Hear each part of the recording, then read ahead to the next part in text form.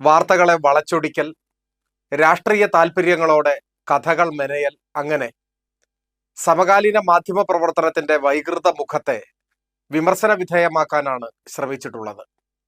ഇതിനിടയിൽ പലപ്പോഴും അന്വേഷിക്കുന്ന ഒരു കാര്യമാണ്, എന്തുകൊണ്ടാണ് ഇങ്ങനെ വ്യാജ വാർത്തകൾ നിരന്തരം ചമയ്ക്കുന്ന മാധ്യമങ്ങൾക്കെതിരെ ബന്ധപ്പെട്ട കേന്ദ്രങ്ങൾ നിയമ നടപടി സ്വീകരിക്കാൻ മുതിരാത്തത് എന്നാണ്.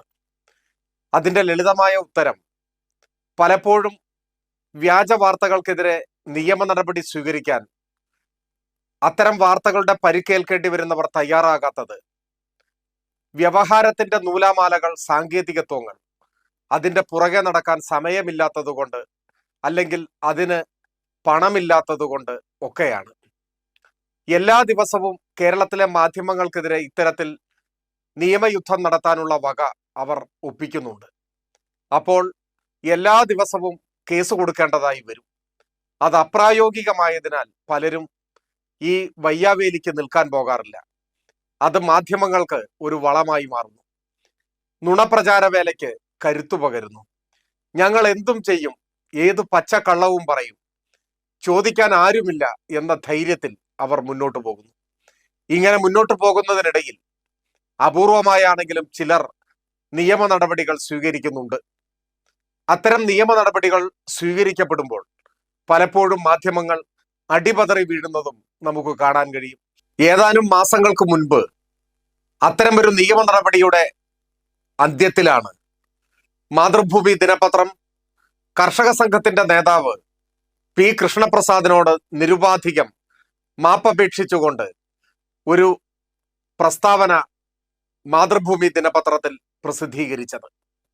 ശിക്ഷിക്കപ്പെടും എന്നുറപ്പായ ഘട്ടത്തിൽ കേസ് നടപടികൾ അവസാനിപ്പിക്കുന്നതിന്റെ ഭാഗമായിരുന്നു ആ ക്ഷമായാചനം, തങ്ങൾ പ്രസിദ്ധീകരിച്ച വാർത്ത കളവാണ് എന്ന ഏറ്റുപറച്ചിൽ ഒക്കെ നടന്നത്. ഇപ്പോഴിതാ മാതൃഭൂമിക്ക് പുറകെ മലയാള മനോരമയും കോടതിയിൽ തുറന്നു കാട്ടപ്പെട്ടിരിക്കുന്നു.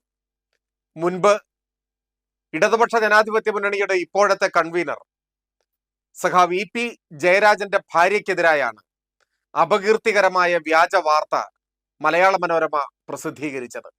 സ്വർണ്ണക്കള്ളക്കടത്തിന് ലൈഫ് മിഷൻ പദ്ധതിയുമായി യാതൊരു ന്യായവുമില്ലാതെ ബന്ധിപ്പിക്കുകയും അതിൽ കോഴ ഇടപാട് നടന്നിട്ടുണ്ടെന്നും അത് മന്ത്രിപുത്രന് ലഭിച്ചു എന്നുമൊക്കെയുള്ള കഥകൾ പ്രചരിപ്പിച്ചതിന്റെ തുടർച്ചയായാണ് സഖാവ് ഇ പി ജയരാജന്റെ ഭാര്യയെ പ്രതിസ്ഥാനത്ത് നിർത്തിക്കൊണ്ട് ക്വാറന്റൈൻ ലംഘിച്ച് ബാങ്കിലെത്തി ലോക്കർ തുറന്നുവെന്നും ദുരൂഹമായ ഇടപാടുകളാണ് അതിന്റെ പിന്നിലെന്നുമൊക്കെ സമർത്ഥിക്കുന്ന വിധം തെറ്റിദ്ധാരണാജനകമായി ഈ വാർത്ത പ്രസിദ്ധീകരിച്ചത്.